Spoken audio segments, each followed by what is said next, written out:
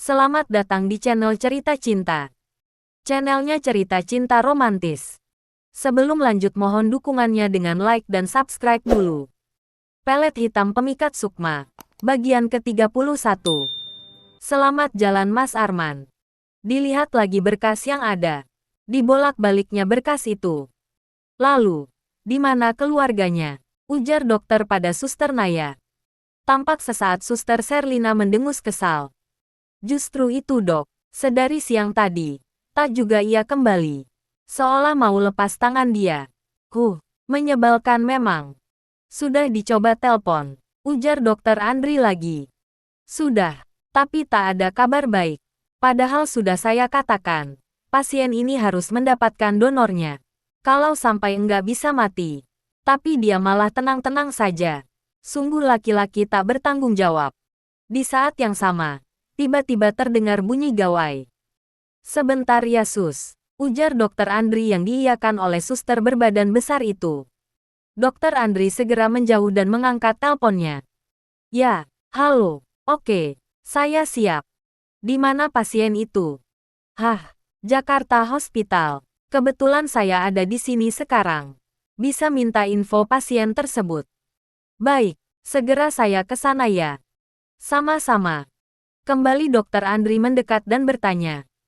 Saya tinggal sebentar ya sus. Ada pasien yang membutuhkan donor darah saya. Baik dok, jawab mereka berdua hampir serempak. Yati terbangun saat ada seorang pria memberikan minyak angin padanya.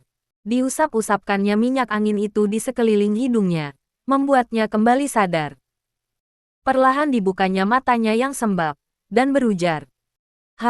Anda siapa? Ujarnya saat dilihatnya seorang pria tampan berbadan pendek dan sedikit buncit. Maaf. Saya bukan bermaksud tidak sopan. Mbak tadi saya temukan dalam keadaan pingsan di sini. Jadi saya angkat di bangku ini. Maafkan saya, ujar pria itu meminta maaf. Sesaat Yati teringat. Pria itu. Bapak, Wisnu kan, yang tadi membawa pasien korban kecelakaan. Ujar Yati menunjuk pria itu.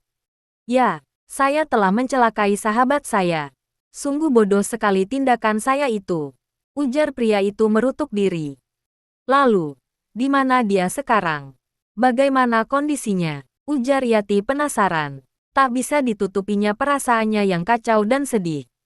Yah, sekarang dokter masih berusaha menolongnya. Ujarnya lagi seraya melihat jam tangan. Sudah 3 jam. Dan belum ada kabarnya, ujarnya seraya bersandar pada tembok di belakang bangku panjang. Apakah lukanya parah? Ujar Yati parau. Air matanya mulai mengajak sungai. Wisnu tampak diam. Tak terlihat ia akan menjawab. Hanya diam membisu. Kasihan sahabat saya itu. Dia menjadi gila setelah istrinya ketahuan selingkuh dengan pria lain. Jiwanya terganggu. Gumamnya pelan.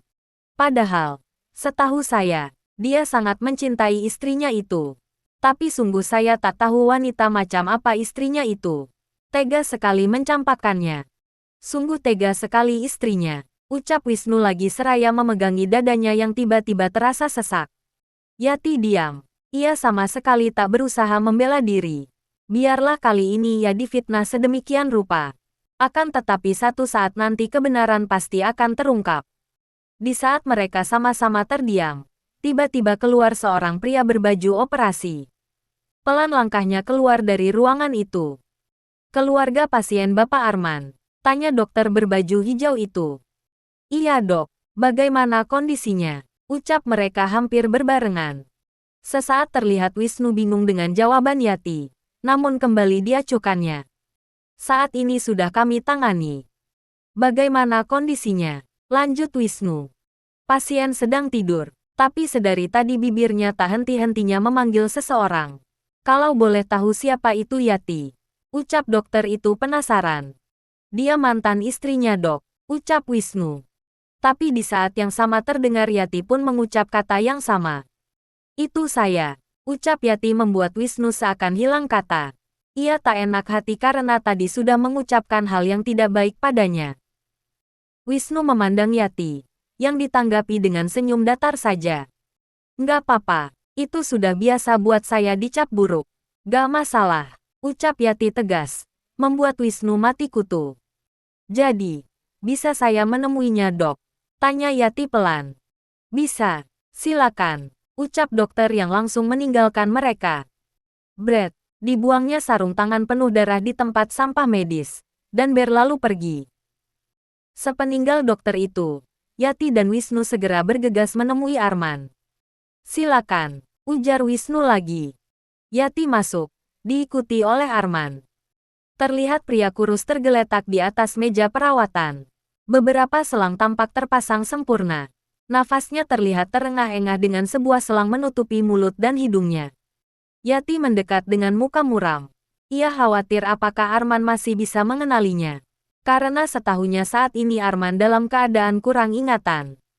Memang setahunya, ada beberapa orang yang hilang ingatan. Namun dalam beberapa kesempatan ia masih bisa mengingat dengan baik. Tapi untuk kondisi Arman saat ini ia tak tahu. Apakah dalam kondisi ingat atau lupa ingatan. Srek, srek, srek. Pelan dilangkahkannya kakinya menuju tempat Arman terbaring. Ia tak ingin mengganggu istirahat pria yang dulu pernah menjadi imamnya. Melihat kedatangan Yati, Arman tampak membuka mata. Seakan ia tahu bahwa Yati sungguh akan datang. Bidadarinya sungguh datang. Yati, apakah kau Yati? Ucap Arman lemah melihat kedatangan Yati. Sesekali ia terbatuk-batuk pelan. Terlibat rona kesakitan dari nada bicaranya. Yati menatap sedih mantan suaminya itu, yang bahkan tak pernah menceraikannya secara hukum. Ia tahu saat itu ia hanya terbawa emosi saja. Iya mas, ini aku, Yati. Melihat Yati sungguh datang, tak dapat ditahan rasa sedih dan harunya. Bahkan di saat begini, Yati masih bisa mengunjunginya. Setelah semua kelakuan kasarnya pada mantan istrinya itu, sungguh ia wanita berhati malaikat. Maafkan aku Yati, aku sudah berbuat terlalu buruk padamu. Ucap Arman di sela-sela nafasnya, yang tampak naik turun tak beraturan. Yati hanya diam, sungguh ingin ia berbicara panjang lebar. Namun terhalang oleh kesedihan hatinya. Tak tega jika dalam keadaan begini pun ia masih menuntut Arman untuk membuka luka lama. Biarlah Arman akan tahu dengan sendirinya. Aku tak tahu kalau kamu difitnah oleh adikmu itu. Sungguh aku tak tahu itu Yati. Ucap Arman dengan mata mulai sembab. Arman terdiam lagi. Tak mudah dalam kondisinya berbicara panjang lebar. Adikmu itu, Isma, sungguh keterlaluan. Ia tega memfitnahmu. Kakaknya sendiri. Padahal kau begitu baik padanya. Dia memfitnahmu. Dikatakannya kau telah berselingkuh. Dia tunjukkan foto itu. Yang belakangan hanya foto editan semata. Itu aku tahu setelah dia pun mengkhianatiku. Ia berselingkuh di belakangku dengan temanku sendiri. Wisnu. Kau ingat Yati? Yati menatap tajam Wisnu, yang tampak menunduk tanpa pembelaan. Maafkan aku Arman. Sungguh aku hilaf atas segala kelakuanku. Aku sungguh tak berharap persahabatan kita putus begitu saja. Aku hilaf Arman. Ujar Wisnu seraya menekuri diri. Tampak sesaat Arman terdiam. Nafasnya tampak memburu. Sesekali ia terbatuk-batuk keras. Uhuk, uhuk. Terus saja Arman terbatuk seolah tak akan segera berhenti. Yati dan Wisnu ketakutan. Ia takut terjadi apa-apa dengan jiwa Arman. Uhuk, uhuk, uhuk. Terdengar semakin keras saja batuk Arman. Bahkan kali ini diiringi dengan darah yang tampak terpancar dari mulutnya. Suster, suster, seru Yati pada suster jaga. Yang tergopoh-gopoh datang menghampiri. Tolong dia suster, kasihan dia, ucap Wisnu lagi dengan keras. Ia tak ingin lagi merasa bersalah pada sahabatnya itu. Cepat sus. Tampak suster itu datang berdua dengan temannya. Tampak cekatan dan terampil. Maaf bapak, ibu, silakan tunggu di luar saja, ujar seorang suster mempersilakan Yati dan Wisnu menunggu di luar. Nanti kami kabari lagi ya pak, bu. Mohon maaf ya, ujar suster satunya seraya membukakan pintu bagi mereka berdua. Mas. Yati menatap pilu seraya air matanya berhamburan menetes membasahi bajunya. Ia sungguh khawatir akan keadaan Arman. Srek, srek, srek. Terlihat langkah dokter Andri tenang melewati lorong. Sesekali dilihatnya gawai untuk memastikan kondisi pasien yang membutuhkan darahnya itu. Ternyata ada juga pasien yang sama denganku.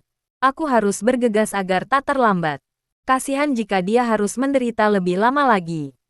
Tak lama kemudian, sampailah ia di ruang arsip rumah sakit itu. Sebuah ruangan yang tak terlalu luas, namun penataannya yang apik menjadikannya tampak rapi dan nyaman. Malam sus, ujar Dr. Andri ramah seraya mengulaskan senyum. Malam dok. Dr. Andri membetulkan letak kacamatanya, mengelap wajahnya yang sedikit kotor oleh debu seraya berkata. Sus, pasien yang membutuhkan golden blood ada di bangsal mana ya? Terlihat suster itu mengernyitkan kening. Mencoba berpikir untuk mencerna kata-kata Dr. Andri. Pasien, butuh darah. Gumamnya seraya mengambil keyboard dan mencoba mengetikkan beberapa kata di sana. Tampak beberapa saat ia berjibaku dengan ribuan data digital. Oh iya dok, ada. Satu pasien bernama Isma. Alamat Cengkareng Barat. Dia pasien yang baru masuk tadi pagi.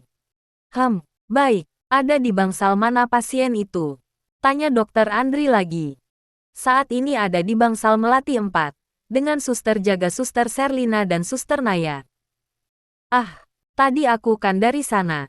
Bodoh sekali tadi aku tak sekalian mengecek data pasien itu lebih banyak. Rutuk Dr. Andri dalam hati. Berapa kantong yang dibutuhkan sus? Tanya Dr. Andri lagi seraya mengira-ngira berapa banyak yang bisa didapatkan. Dia kehilangan banyak darah. Setidaknya 30 hingga 40%-nya telah hilang. Gumam suster itu pelan. Mungkin 1000 ml cukup dok. Ujar suster jaga itu lagi. Baik, terima kasih sus. Ujar Dr. Andri seraya bergegas pergi. Terdengar desahan gelisah Yati dan Wisnu saling bersahutan. Tak saling berkata. Diam. Hanya dalam hatinya masing-masing berkecamuk berbagai perasaan. Antara sedih, ragu, takut, juga rasa bersalah. Kau, kenal Isma, ucap Wisnu membuka pembicaraan. Tampak Yati menghela nafas pelan dan dalam, lalu berujar. Sayangnya, bukan hanya kenal, tapi lebih dari itu. Kau, ya, Isma adik tiriku, anak dari ibu tiriku, adik yang begitu kusayang hingga tak kubiarkan satu orang pun mengganggunya. Wisnu terdiam. Ia seakan tak yakin apa yang diucapkan oleh Yati. Karena apa yang selama ini didengarnya jauh berbeda. Kau tak perlu heran. Aku tahu persis apa yang dikatakannya padamu. Tapi satu yang kau perlu tahu. Dia masih adikku. Bagaimanapun kelakuannya padaku. Wisnu kembali diam. Ia tak menyangka jika Yati ternyata tidak seburuk yang diceritakan Isma padanya. Lalu, Arman, ujar Wisnu lagi. Dia mantan suamiku, yang bahkan tak pernah menceraikannya secara resmi. Isma mengambilnya dariku, dari kakaknya sendiri. Diam-diam Wisnu benar-benar mengagumi sosok Yati ini. Sosok yang bahkan tak pernah menyimpan dendam. Bahkan setelah ribuan kali disakiti oleh Isma. Tak terlihat sorot mata dendam pada matanya. Yati benar-benar sosok manusia berhati malaikat. Kriet. Pintu IGD terbuka. Dengan seorang dokter melangkah keluar. Dok, ucap Yati dan Wisnu bersamaan. Tampak dokter itu melepas sarung tangan karet dan meletakkannya di tempat sampah medis. Bagaimana keadaan sahabat saya dok? Buru Wisnu yang tak sabaran mendengar nasib Arman. Dokter itu menatap Wisnu dan Yati bergantian. Di antara kalian, siapa yang keluarga? Sesaat tampak mereka berdua saling bersitatap, lalu berucap. Saya, secara serempak. Jadi kalian berdua saudara pasien. Sebenarnya secara teknis bukan dok. Saya sahabatnya. Dan dia mantan istrinya.